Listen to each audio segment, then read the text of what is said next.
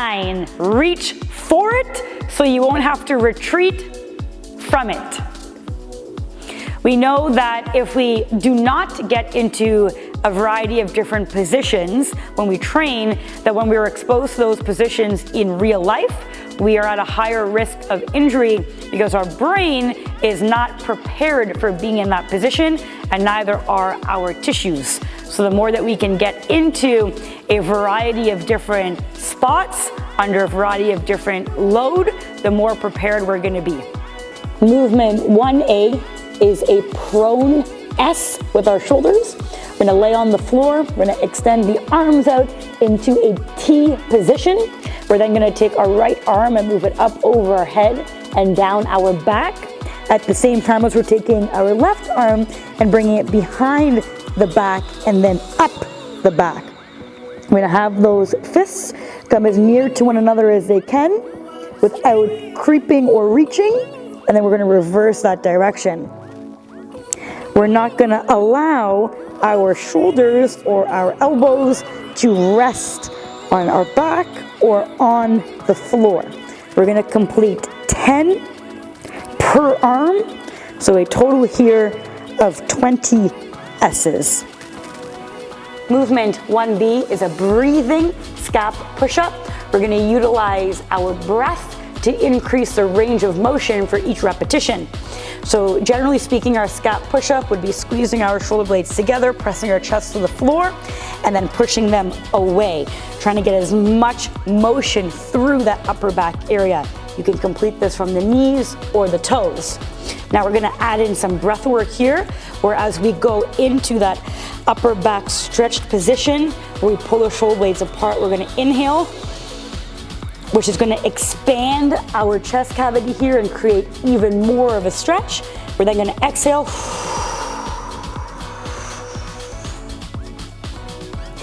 Until you got all of your air out. Then you're going to inhale. And exhale again.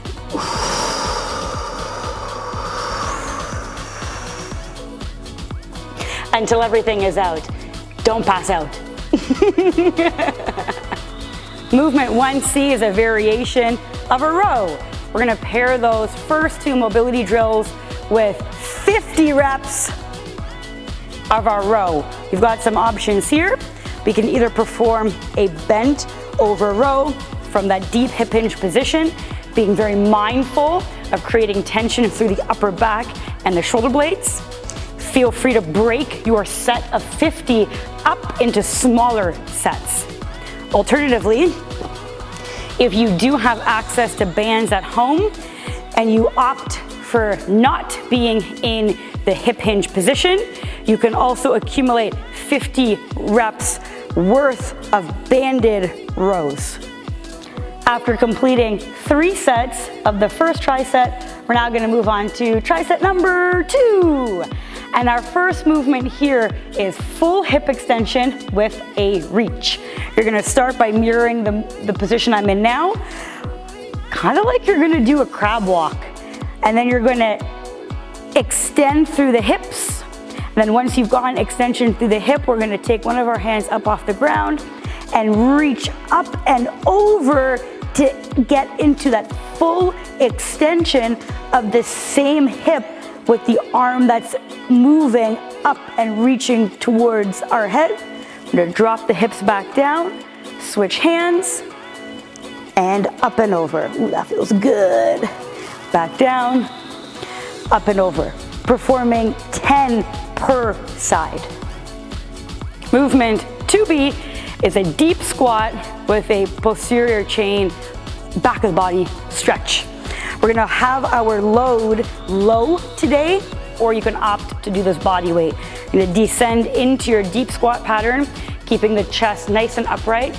Once you've gone to your bottom position, you're going to then press the hips high into the sky, creating some length through this back side of the body.